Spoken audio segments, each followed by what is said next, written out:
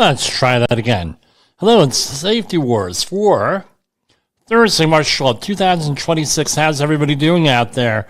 Welcome to Thursday the 12th, and we know what Thursday the 12th is followed by Friday the 13th. Oh yeah, 2 months in a row. Friday the 13th. Today was not a nice day. We'll leave it at that. We had 81 degree. We had an 81 degree day yesterday, and we're sorry about that. We had some technical difficulties here. Give it a second here. Clear up. Okay. Yeah, so we had an 81 degree day yesterday here in where I am in the New York, New Jersey area. And today it was 41 degrees and snowing. It's snowing right now. Not so nice. And yeah, I meant to hit this, right? Safety Wars. Safety professionals, get off your knees. Get out of that trailer. Get away from the coffee pot. Get away from the donuts. If you're in the Northeast, get away from the bagels and cream cheese and lox. Even though it's delicious, not something you want to do. A lot going on today. We're going to talk a little bit about everything today. We'll see how far we get. Now, reportedly, there was we're preparing for cyber attacks and everything else here in, here in the United States, and we'll just say whoever Iran has a problem with. I think that some other people are taking advantage of this situation, maybe part of it, and have nothing to do with this, or them. And some of them are probably with them, and, it's just all coincidence. That being said, you're going to say, well, how come you didn't release the video last night until tonight? Because our OBS system that we were using along with our internet connection was not working so well last night. I wonder if it's part of that situation there with the cyber attacks. Don't know. As far as government press releases today from the EPA and OSHA, we're going to go over them briefly after our introduction here. So we'll hit you back in a minute here. Hi, this is Jim from Safety Wars. Before we start the program, I want to make sure everyone understands that we often talk about OSHA and EPA citations, along with some other regulatory actions from other agencies, legal cases, and criminal activities. Everyone is innocent until proven guilty in a court of law. Proposed fines are exactly that, and they are often litigated, reduced, or vacated. We use available public records, news accounts, and press releases. We cannot warranty or guarantee the details of any of the stories we share, since we are not directly involved with these stories, at least not most of the time. Enjoy the show. This show is brought to you by Safety FM. Yes, it's Safety Wars. We're going to just jump right into it. We're going to start out with EPA news. I mean, I heard some comments from some listeners. Right, man, you are a couple of days ahead. Yeah, we are.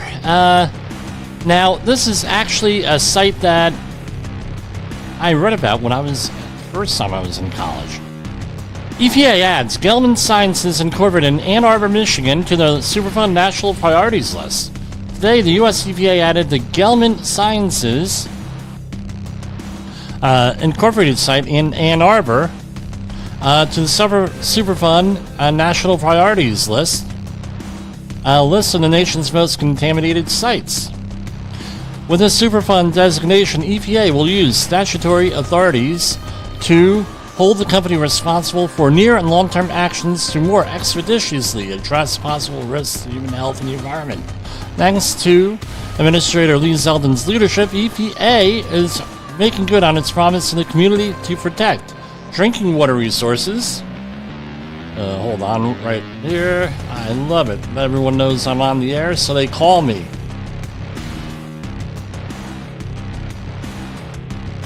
Right? So that was Regional Administrator Ann Vogel. From 1963 to 86, Gelman Sciences Incorporated manufactured medical filters a process that discharges wastewater containing 1,4-dioxane into surrounding ponds, creating a contaminated groundwater plume. Health risks of 1,4-dioxane include liver and kidney damage and cancer. The 1,4-dioxane groundwater plume is approximately 3 miles long and 1 mile wide and has migrated into aquifers that supply drinking water. And it goes on and on and on with this. Right? I wonder how long it took to get on the NPL list. I think it was a long time here coming. All right. And we had mentioned yesterday they are reviewing cleanups at many, many Superfund sites. They had to normally do a 4-year type of situation where they review things. Here we have from the Department of Labor, a couple of things going on here. We have the unemployment insurance weekly claims. Now, as I always point out whenever we discuss this, right, these statistics are a snapshot. Here we have the seasonally adjusted initial claims that you're looking at here. And really, it goes within, what am I looking at? Maybe a 50,000 job standard deviation on one or the other. So what's my point? When people are freaking out, oh, there's unemployment, blah, blah, blah, blah, blah, unemployment, and they start screaming and yelling and everything else. Not really. Not really. We got things go up, go down, and here's from last March to February of this year, and you see it's holding claim in the millions. It goes up a little bit, goes down a little bit. Not seasonally adjusted initial claims. Again, we're dealing with 100,000 this way, 100,000 that way. The economy ebbs and flows. That's what my point is. U.S. Department of Labor awards more than $1.6 million to assist workers affected by closure of Nebraska beef processing plant. Seems like we're getting these stories coming out once a week. I wonder if or a couple of times a week. I wonder if this is an increase or we're just noticing it more. That's my question here. U.S. Department of Labor today awarded $1.6 million plus in the Nebraska Department of Labor to support employment and training services for eligible individuals in communities affected by the closure of the Tyson's Food beef processing plant in Lexington. On January 20th, Tyson Foods closed its beef processing plant in Lexington, resulting in the layoff of 3,200 workers. This is an unprecedented event for the Lexington community, affecting 1/3 of approximately 10,500 residents. Right, so my question is this. What's going on here? Are they not processing as much beef, I hear? Price of beef went up. Not as many cattle. I don't know. One thing's for sure. They're not going to be... Right. So, terror in the heartland. We face a situation here in this country. I've been hearing for a long time, since sometime way before 9/11, about sleeper cells during the Cold War. The Soviet Union allegedly had pre-placed nuclear weapons in the United States. I mean, we've been hearing this stuff for an awful long time here with everything. I mean, no. And the question always comes, are they out to scare us? Are they out to, like I always point out on this show, are they out to manipulate us? I don't know. So today, this is out of Michigan, right? What we know about the Michigan synagogue attack. We've been having synagogue attacks here, unfortunately, for a very long time. I'm not minimizing that. Even in my own community, there's a lot of anti-Semitism. That is in Rockland County, New York, Orange County, New York, because you have a high ultra-Orthodox or Haredi or Hasidic community here. And, I mean, there's stuff all the time. I mean, they don't trust. With good reason, I might add, a lot of the public service organizations, police, fire, EMT, to treat their own people. Plus, they have some, religious beliefs, right, well, like segregation of men and women, and so they have their own ambulance services, their own security services. That's the appropriate word. Security services. They also have tried to get their own fire department in there, which was a bunch of guys driving around in a pickup truck with a bunch of fire extinguishers. They said, that's not such a good idea, the local fire chief said. That was over in, I believe, Ramapo, East Ramapo, area of New York. And, this is anti-Semitic attacks all the time. A friend of the program, I'll say Tony, who is a security consultant, he supplies security for that community.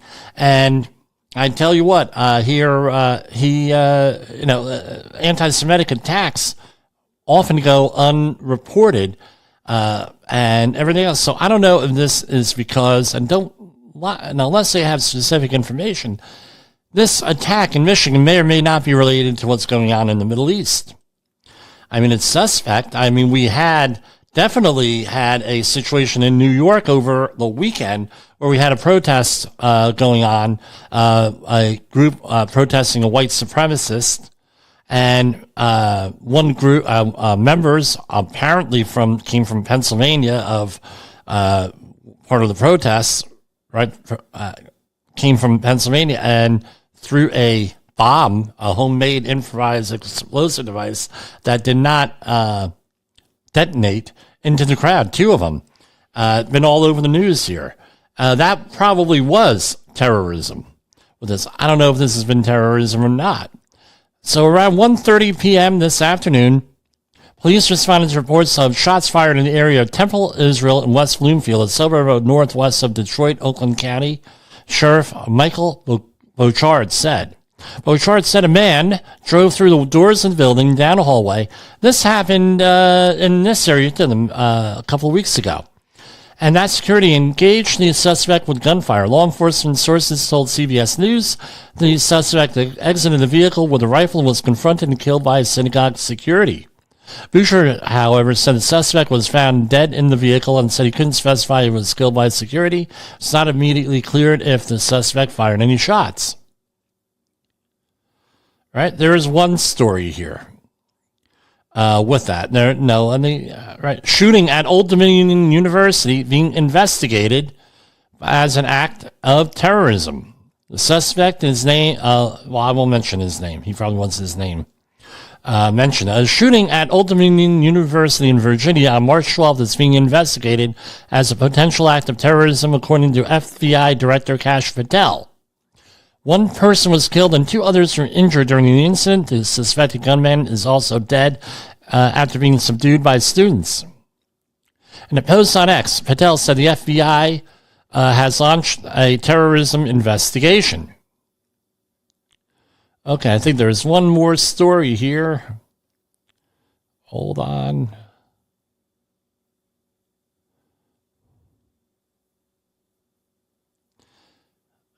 Now, allegedly, all right, I don't have the story up here, but let me type it in real quick. California sleeper cells. Now, this is according to, let's see, do we have a legitimate thing? This is from the Wall Street Journal from March 12th, which is today. Trump briefed on Iran sleeper cells in the United States. President Trump said he had been briefed on the presence of Iranian sleeper cells in the U.S. and was monitoring threats against the country. We know where most of them are. We have our eye on most of them, I think. I don't know how you could say that, right? With that. Now, there's a report out there, and it's been unsubstantiated, that there are ships out there in the Pacific off the coast. And I don't know how far off the coast they need to be, because apparently these drones are able to travel hundreds of miles. So they could be a couple hundred miles off the coast, just waiting to launch an attack on the West Coast. I don't know if that's true, not true. If it's Główno, not Główno, I don't know. Now, one thing's for sure. If you see something, say something, number one. Number two, we are not in control of these groups, meaning us, meaning Jimmy Posel, meaning any of us as individuals aren't in control. So what ends up having to happen is we have to be vigilant, extremely vigilant on what we see, what we do, where we go. You got to be prepared for all different kinds of disasters. You could check back with September. And I had mentioned every September that we've been on the air for the last 5 years, we have talked about disaster preparation. Now is the time to prepare. With the price of gas going up like it is, what I've done, and I'm not going to tell you to do anything that I haven't done, and I'm not going to tell you everything I've done, but I will tell you, but everything I'm telling you that you should do, I have done. How's that?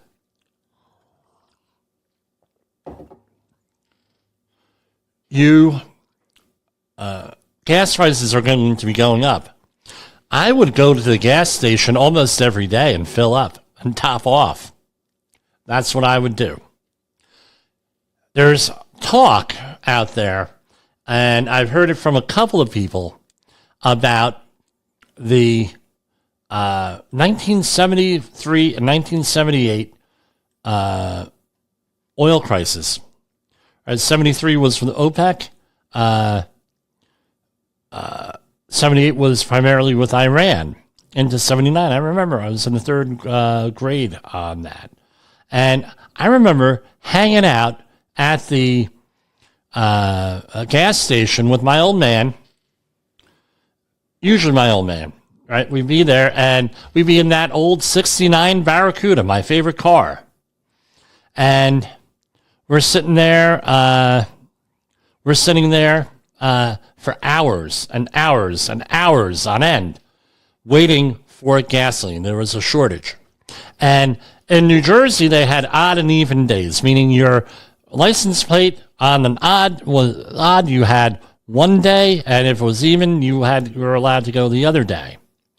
And in 73, that is when, and 78 again, that was when the era of the nice big pleasure crafts ended. Right after that, you really didn't see that pleasure crafts, meaning on the water, right? Big boats ended because no one could afford, or they'd sit at the dock, right? So you'd launch it, start it up, and then just like hang out at the dock all summer, making hamburgers on the grill, hanging out at the boat. You really never went out. Maybe you went out 3 or 4 times just to run the engine. The other thing was, right, starting after 73, that was when they started, 74, 75, you start to get into more fuel-efficient vehicles, smaller horsepower, everything else. And the cars you can see from the early 70s, the Oldsmobile 98 was one of note, was huge. They called they called those cars like land yachts. Then it went into small. So this was smaller cars, and now we have what we have today.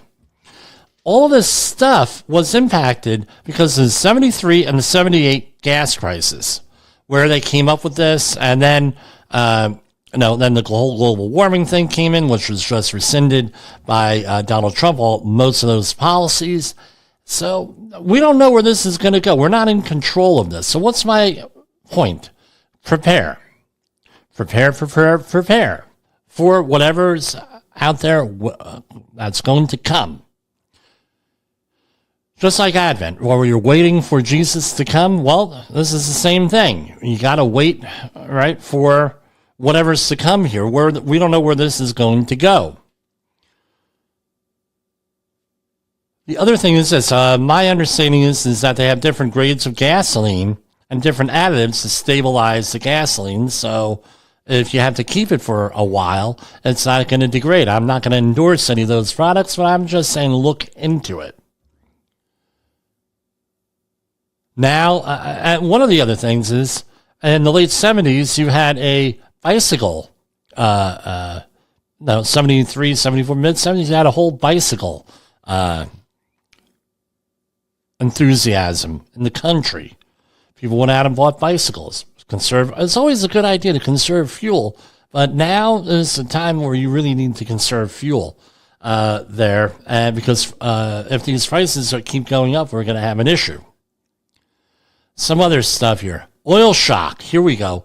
This is from telegraph.co.uk. Oil shock worse than the 70s.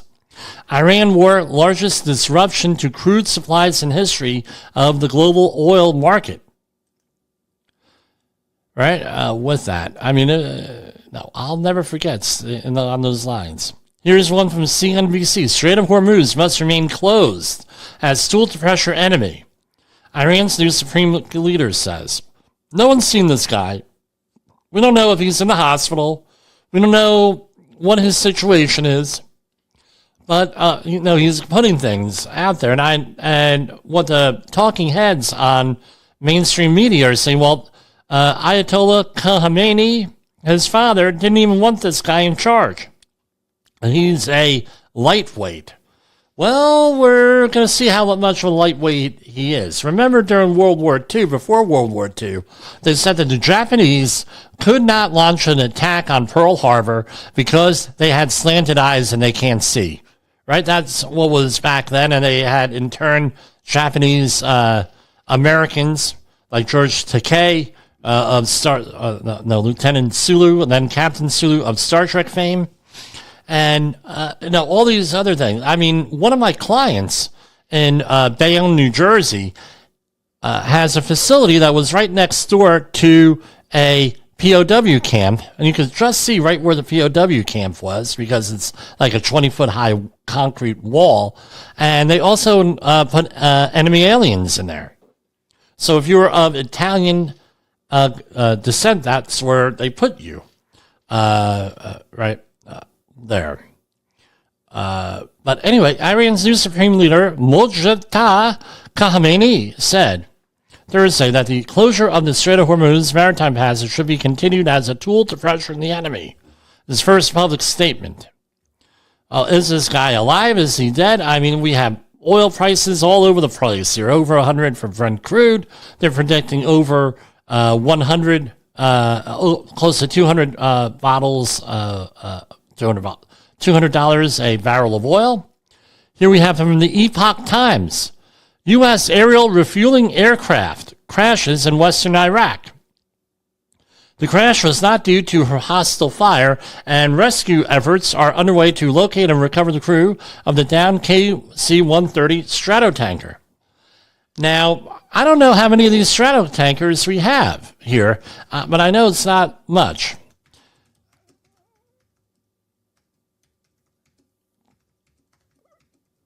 So let's plug it into AI here. We have, more than I thought, 396 KC-135,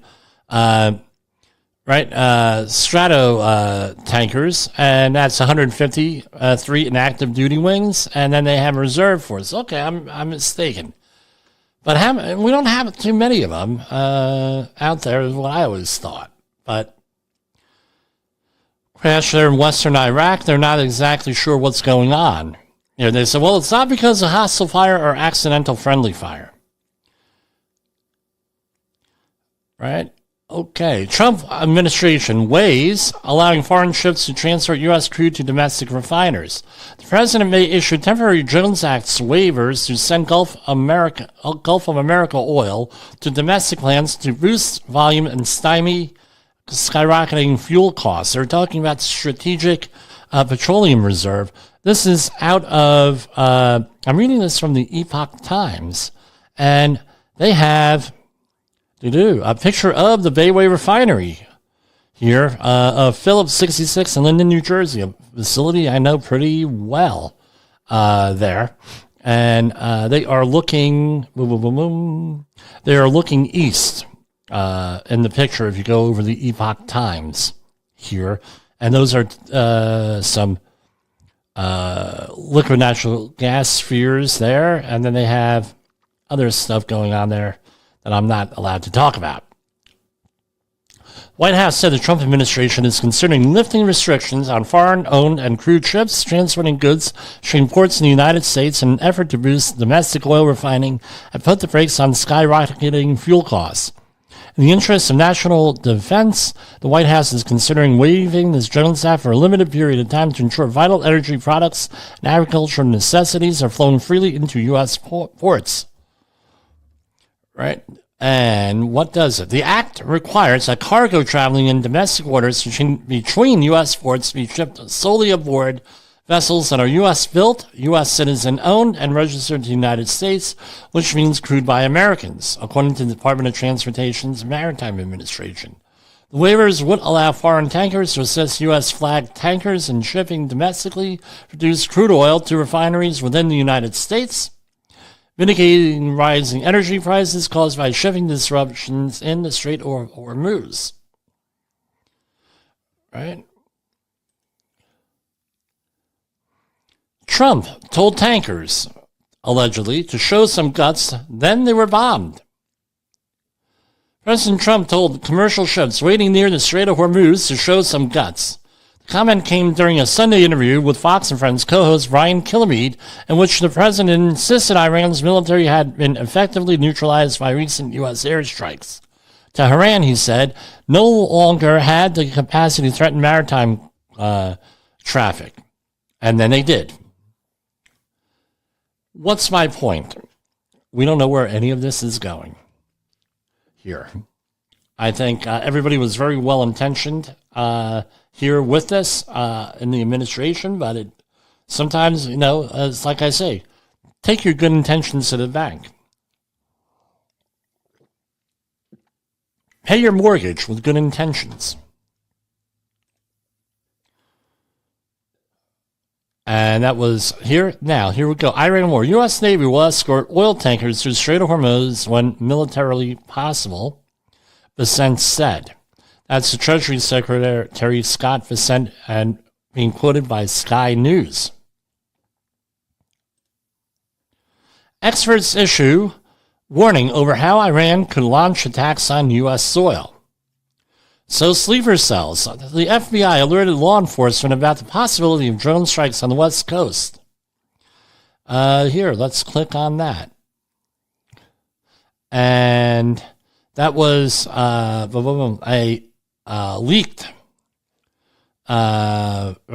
Leaked, apparently. And then I don't know if they actually went out and released it. Boom. So Iran allegedly aspired to conduct a surprise attack using unmanned aerial vehicles, we mentioned this already, from an unidentified vessel off the coast of the United States homeland, specifically against specific targets in California in the event that the U.S. conducted strikes against Iran, the alert obtained by ABC News said.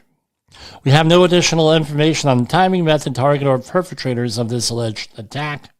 However, and this story doesn't say this, but as I previously said, the president said we know where they all are. We're watching them. Right? So which one is it? Right? I don't know. Are we going to have a whole bunch of people in a... where is that? The big Ferris wheel in California. Hold on. I don't have an engineer here. Was that Malibu that has the big thing? Yeah, Santa Monica area, the big Ferris wheel. Are we going to have people up there with a shotgun, right, and a radio, right? Well, what's the plan out there? That was from the movie 1941. Funny John Belushi movie. Go and check it out. Is that what the plan is? Or are we going to have people sitting on top of the Ferris wheel in Malibu waiting to shoot things out of the sky? I don't know. Are we going to start recalling things back to the United States? Like people have been calling for years? I don't know. Let's see what's going to happen. When they start moving people to around the coast and the Gulf of America, we might have an issue here. With Middle East in flames, Texan bunker maker sees the business boom. Since the war in the Middle East began nearly 2 weeks ago, the phone at Ron Hubbard's bomb shelter company in Texas hasn't stopped ringing. Foreign U.S. clients are rushing by his bunkers seeking refuge in case of air raids, nuclear fallout, or apocalypse. With the United States and Israel pounding Iran and Tehran retaliating with strikes across the region, Hubbard has seen demand for his product soar, mostly from Gulf nation clients in Bahrain, Qatar, Kuwait, and the United Arab Emirates. I wonder if he's related to the other one. L. Ron Hubbard, right? Russia is raking in billions. This is from Newsweek because of Trump's Iran war. Russia has raked in nearly $7 million in fossil fuel revenues since the U.S. and Israel's strikes against Iran led to the near closure of the Strait of Hormuz. According to a new report, the strait is a critical choke point. So now, what? Newsweek is now issuing conspiracy theories that might actually be true. What do you mean, Jim? Well, maybe Russia was running out of money, so let's figure out how we're going to up the revenue for the war, the Ukraine war. Hey, let's close the Strait of Hormuz. I don't know. Is that what they're saying? I don't know. Hackers join U.S. and Israel's fight with Iran. Right? U.S. and Israeli military strikes on Iran are playing out in the war in the air and at sea, while parallel fight is folding online. Why it matters, Iranian actors, both state-linked and loosely affiliated, have a history of cyber attacks against the U.S. I think that the platforms we launched from here on Safety FM, I think they were impacted yesterday because I couldn't do certain things. With the OBS system, the online broadcasting system wasn't working. That's why we recorded and we released it today. Wednesday cyber attack allegedly linked to Iran. Aligned hackers disrupted operations at Stryker, a major U.S. medical technology company, the Wall Street Journal reported. Stryker confirmed in a statement that it has experienced global network disruption to our Microsoft environment. Right? Here we go, and this was a little bit out of order. California law enforcement in response to unsubstantiated rumors. Law enforcement agents across the Bay Area and California say they are coordinating with federal authorities after reports surfaced of a potential Iranian drone threat targeting the state. Now, back in, I believe it was 2010, 2011, there was an attack on California infrastructure in southern San Jose. I believe it was by Morgan Hill, Metcalf Road. That is where the old Pratt & Whitney facility used to be, which I did a cleanup on. And at the base of the hill, there is a substation for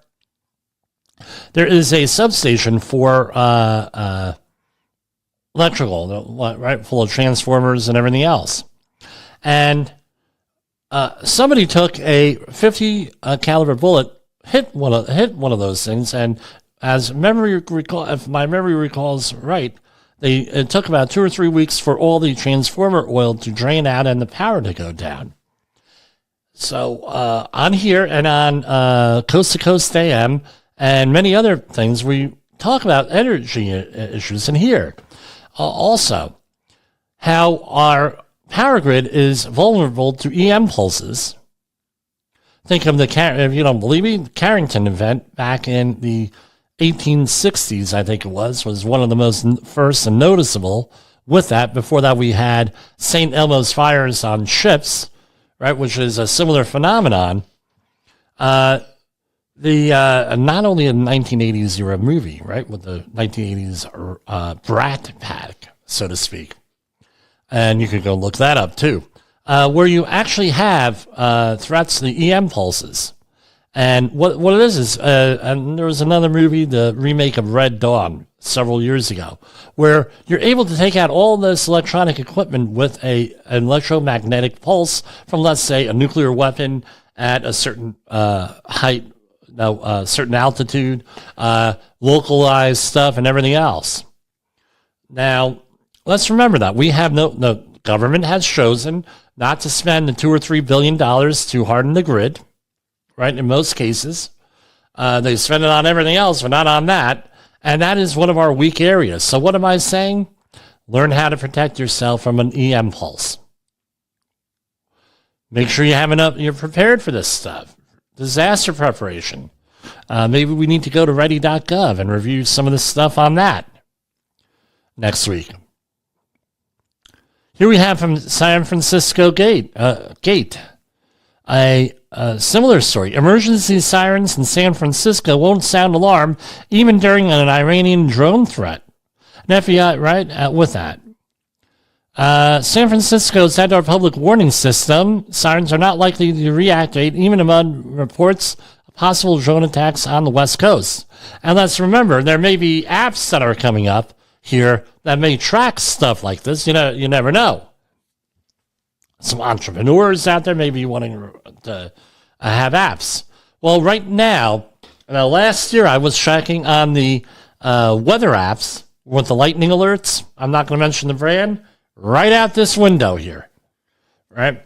And the alerts for lightning strikes run anywhere from 6 to 12 minutes behind their occurrence, because depending on what cell network you're on and everything else.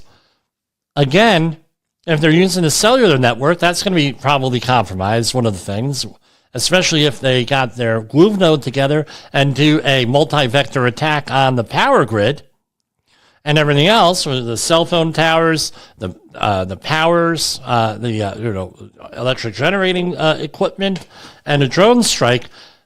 You're not going. These phones are going to be good for nothing. So what do? Right? The backup system even for the nuclear industry has always been sirens. I know, because we had one right up the street from me on Indian Point, which they're talking about reactivating. Congressman Mike Lawler, my congressman, is talking about reactivating the Indian Point nuclear power plant. So, a little funny story. I went over to, when we were looking for houses in Rockland County, my wife and I saw this house. Exactly what we were looking for. I mean, really, exactly. The right size, the right thing, the right price. We're like, wow, this is like real cheap. There must be something up, and it's in a gated community. And it's this cheap in a gated community, and nice looking house at least on the pictures. They must have hired one hell of a good photographer. We go over to the house, and I go up in it. Yeah, my wife is like, no, that house ain't for us. I said, well, let me go in it and at least it's an open house. Let me be polite. And I like to meet people. I go in there and I go into the kitchen. And if you were going to have and make a postcard of the Indian Point nuclear power plant, it was from that house, from that picture window in the kitchen. So you can be washing dishes and looking at the nuclear plant. I mean, it was like a postcard view of the place. And I said, well, that explains why it's so cheap with that. But anyway, San Francisco Department of Emergency Management shut the sirens down over hardware issues and security issues in 2019. Originally expected to be upgraded at a cost of $2 million to $2.5 million, repairs were never completed and sirens remained silent. And then, this goes back and forth. Now, what the hell is it with California? That's my question. What the hell is going on in California? You have LA, January 2025. They have all those freaking fires there. If I ever make it there, I'll do a little report. All those freaking fires, they didn't upgrade their, they were like, I would have to go back and look, but they were like 65 fire companies short. No capacity to do this. To fight a fire that they knew would probably likely happen in a high fire frequency area. We're going to pay overtime and not hire more firefighters. We're going to do this. Before you know it, all the Pacific Palisades goes up in smoke. And the questions linger, and they're not letting them build. They're putting up roadblocks. More roadblocks than New Jersey had during Superstorm Sandy. Putting up all these roadblocks. None of these, there are reports. I would have to see it for myself. They've only rebuilt a handful of houses, up to 100 houses out of there's several, right? So my question is this. What the hell, if you're a California taxpayer, what the hell are you paying for? We don't have to worry about that. We don't have to worry about, no problem at all. Don't have a firefighters, don't need them. Increase the fire companies, don't need that. We don't need that. No. Qualified people running the fire service? We don't need that. We don't need the commissioner. What the hell? Come on. We got a realtor here, a medical doctor here, a retirement person here, and wouldn't you know, we also have a real estate developer here too. Wow. What an amazing coincidence that we have all these qualified people. My question is this. Who the hell at the Department of Emergency Management, who are the group of people who made this decision? Right? I don't know. Who in that legislature that runs this or on this committee or whoever it is would do that? Because apparently the the head of emergency management wanted to do this, but nobody else wanted to. Oh, that'll never happen. What about how about this? Here, I'm going to share a screen real quick here. Is the Dubai dream over? And this was in dailymail.co.uk. Dubai is finished. Expats say they will never leave and never come back as tax-free dream is shattered by war. Officials begin prosecuting people for this. Guess what they're prosecuting people for? For posting videos of missile strikes and missiles. All right, we're going to talk more about that in a minute here. Here we have another one. Luxury apartment block in Dubai hit by Iranian drone. Here's one out of the Sun. Don't mention war. Dubai Brit who filmed and immediately deleted an Iran missile blitz vid among 21 charged with cybercrime amid United Arab Emirates crackdown.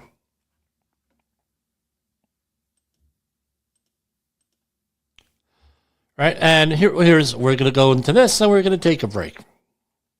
And a glass of nice, refreshing iced tea. World-renowned chef steps down amid shocking abuse scandal. I heard of this guy. Danish chef Rene Redzepi, allegedly, right? These are all allegations and allegedly. I don't know if he did or not. Has stepped down from his world-renowned restaurant, Noma, after allegations of abuse. Redzepi, 48, co-founded the Copenhagen restaurant in 2003, quickly ascending the top of the culinary world, but dozens of employees have alleged verbal and physical abuse at Redzepi's hands in the 2010s, according to bombshell report in the New York Times. On Wednesday, he's announced that he's going to step down now. My question is this. These people honestly believe that there would never be a payday, whether they were in the restaurants. Right, and remember, look at, you turn on the Food Network and some of the other things, and they don't have those chefs on too much now. They moved on. With the yelling and the screaming and the intimidation, I remember, I know of two cases. One down in Woodstown, New Jersey, at a restaurant where somebody, the owner, went and screamed and yelled and cursed. They're not the owners anymore. At one of the help, and the help went home and committed suicide. She was having a bad day. Guy didn't think anything about it. That one I know personally. I know of another restaurant that did the same thing. That's no longer there anymore in the Woodridge, New Jersey area. Woman had psychological issues after that PTSD. She wasn't able to return to work. What the hell? What, we're okay with this? We're okay with this. Now we're going to talk. Well, let me go to break, and then we'll come back after that, right? With that. I got to calm down here. Safety Wars is streaming now. Safety FM. Is your safety training old, stale, and hackneyed? Is your safety trainer still preaching a warped version of behavior-based safety? How about safety training that is designed to actually address and assess your hazards and liabilities and is not standardized baloney from generations ago? Contact the Safety Wars team at safetywars.com or call me, Jim Polzel, at 845-269-5772. Remember, if you are receiving this message, you are the solution to unsafe workplaces. In an unpredictable world, one voice rises above the chaos. Meet Jim Polzel, a seasoned safety expert who's navigated through some of the most dangerous scenarios, from anthrax, explosive cleanups, disasters, and numerous environmental cleanups, and lived to tell the tale. Now he's bringing his wealth of knowledge, insights, and experiences to you through Safety Wars. From workplace hazards to the hidden dangers in your own home, Jim covers it all with his engaging storytelling. Safety Wars isn't just a podcast, it's your guide to a safer world. Join Jim Polzel and become part of the Safety Wars revolution. Available on Spotify, Apple Podcasts, YouTube, and wherever you get your podcasts and videos. Safety Wars. Your safety is our mission. OSHA recordables, catastrophic losses, environmental disasters. You want answers? So do I. This is Jim Polzel with Safety Wars. That's my daddy! From the front lines of the safety war, it's Safety Wars, with your host, Jim Polzel on Safety FM. Get ready to face the harsh reality. Yeah, that's exactly what the hell we're doing. We're facing the harsh reality.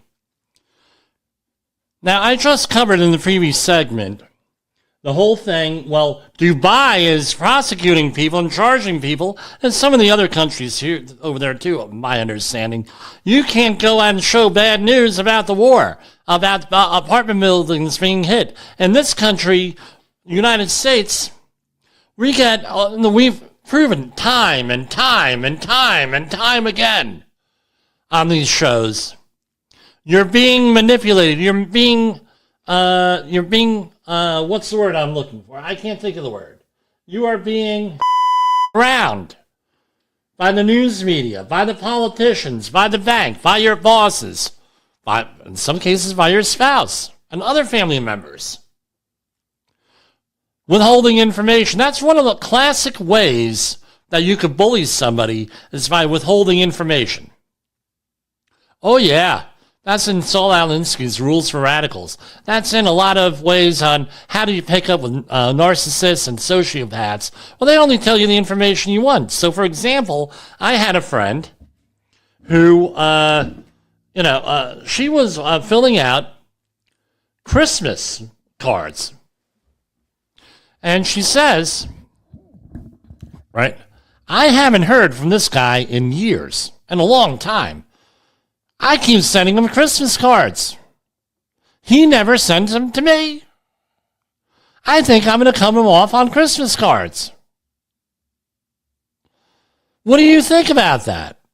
And me and the other guy she's talking to. So, well, if you haven't heard from him, he's not interested in maintaining a relationship, maybe, you want to just not do that. But I would find out why he's not doing it. And you know what she says? You want me to stop sending Christmas cards to a guy who's in a nursing home with no family? True story. So you're not getting the full story here. Would have been nice had I said that. Hey, he's in a nursing home. Hey, why don't you go and you see him for the holiday season? Maybe. Call up the nursing home. Hey, is he open for visitors? Why don't you go? That would have been a nice thing. Hand deliver the card. Maybe that would be a better way of saying that, rather than getting the answer, and it's like now all of a sudden I'm the son of a bitch here, right? With this. Here we have, and this is from the Christian Science Monitor. There are, and this was yesterday, the 15th anniversary. Didn't have time to get to it last night. And the other thing is, I didn't know what I wanted to say about this, but now this all works in really good. Now, appropriate time. 15 years after Fukishima disaster, Japan is warming up to nuclear power. When Japan restarted one of the 7 reactors at the largest nuclear plant in the world in January, many of the locals from nearby village of Kariwa, population of 4,200, were uneasy about it. Not the mayor, though. Right? And Shinda Hiru expresses unwavering trust in the people who run the nuclear plant, reflecting a changing attitude toward nuclear energy in Japan. 15 years ago, yesterday, a powerful earthquake and resulting tsunami triggered the nuclear emergency at Fukushima. Japan's government responded by shutting down all 54 of the country's nuclear reactors, and in 2012 it even decided to phase out nuclear power generation. But today, Prime Minister Takichi Sane leading the charge, Japan is slowly putting nuclear power back in the center of its national energy policy. And it goes on and on and on. Now, let's review something here that happened in Japan. The Japanese people I have a lot of respect for. However, in their culture, they are, unlike a lot of other, like we are here, very servile. How do I know this? While we are here? Back in the day, when I wanted to do disaster prep, I was heavy duty into disaster preparation. Giving seminars, giving talks. We didn't have this platform. I should have set the platform up then, but there were other things going on, blah, blah, blah, blah, blah. You have all these people, right? Oh, well, the government's going to prepare. The government, I trust the government. And these are like people in Central Jersey who are otherwise very, what's the word I'm looking for?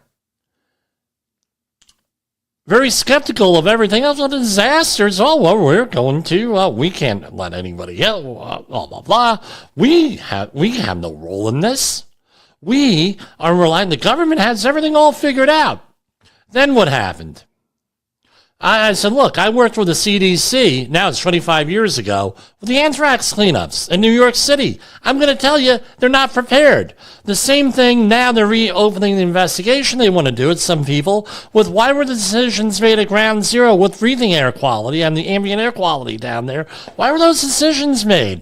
The air's okay, now we have, 30-some thousand people come down in the database, all these thousands of people dying from that. Oh, no, we're all very trusting.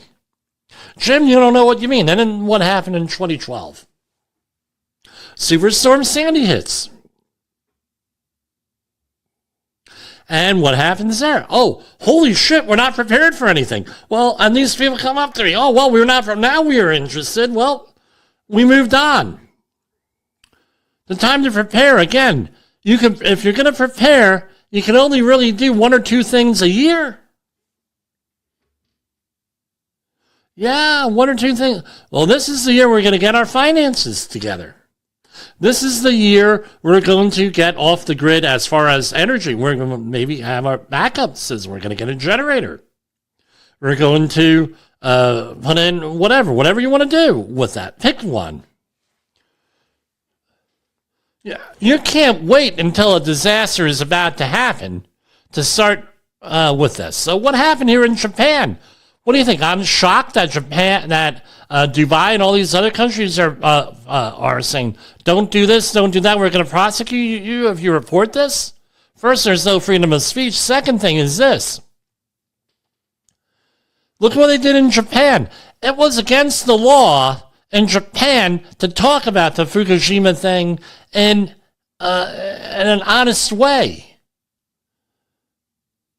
It was, right. Like, what were the radiation readings?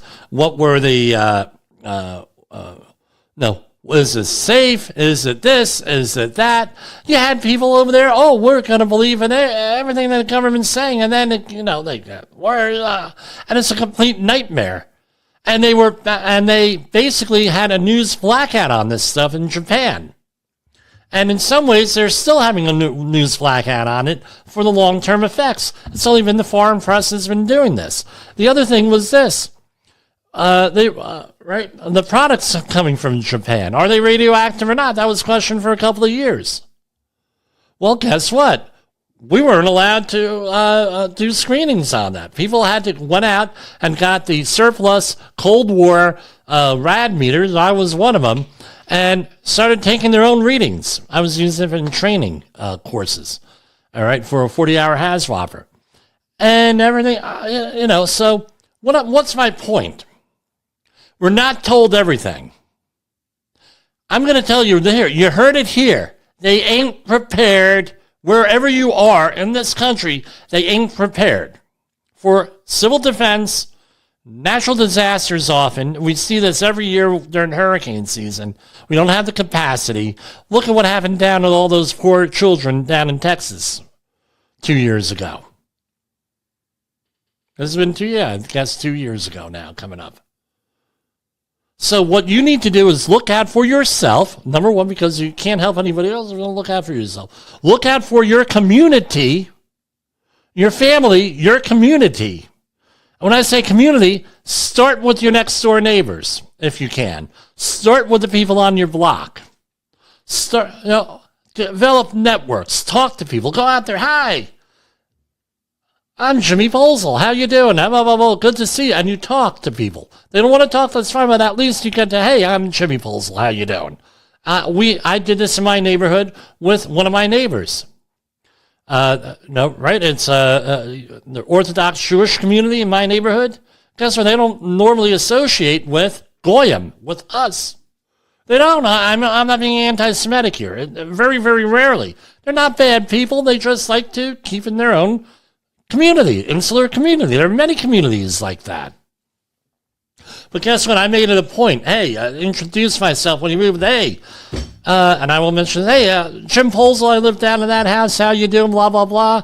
Oh, what do you, no, I'm a health and safety consultant. No, do disaster response work, disaster management work. I put that in. Okay, great to see you, blah, blah, blah, blah, blah. Oh, yeah. You own a business? Yeah, all right. You do a little bit of marketing. You go and you talk to this guy. You talk to hey, how you doing? The kids are playing out there. Hey, how you doing, kids? My wife does the same thing. First day of school, she gets all the children. She wanted to get all the children in the neighborhood for a group photo. Hey, we're all going to school. You folks are included. Here, come on over. They're very grateful. And then what happened? About 6 or 7 months later, they had a problem.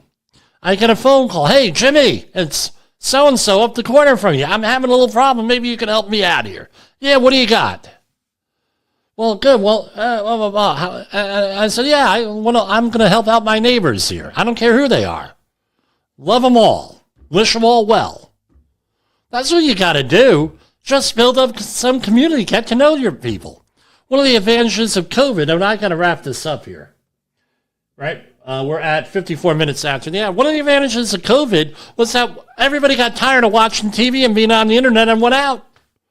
You got to meet your neighbors. Woman says to me up the corner, I've lived here for 15 years. I didn't know who the hell my neighbors were. Oh, hey, yeah. And then we start talking here and there, and they're listeners to this program occasionally. Great people. Hey, blah, blah, blah. Hey, and we get to build a network, and that's how you do it. You build a network. Talk to people. Work with your neighbor. Get along with your neighbor. Become that leader in your community when it comes to disasters, when it comes to safety, when it comes to security, when it comes to different things. So we knew when we moved in, we know if we go to that house, there's a pediatrician there. So we have children, guess what? We may not be able to get an ambulance right away, but we got a pediatrician there. Over here we have an RN, registered nurse, which by coincidence worked for my sister-in-law at a university. Right, and we had an emergency in the house and with a family member. And I said, now you can tell your boss that you were helping her father-in-law, right? That's why you're late, right? And, you're here. We know this guy does this guy does that. This guy knows about small engines. So you have a problem with your lawnmower. This guy works with the fire department. That guy down the street, they have grandkids. They're both retired teachers. Okay, good. That's good. We have children in the neighborhood. We know this group here, blah, blah, blah. We know our neighbors. You get to know each other. And you work together. Where there's a problem, you work together. There's a disaster, work together. Educate. Become that leader in your neighborhood. That's all part of what we have up here, right? Here. The safety wars. That's all part of the safety war. Disaster preparation. That's it. Anyway, I ranted enough for tonight. Well, I will likely be, if you don't hear from me this weekend, you'll likely be hearing from me next week. And for Safety FM Network and Safety Wars, this is Jim Posel signing off.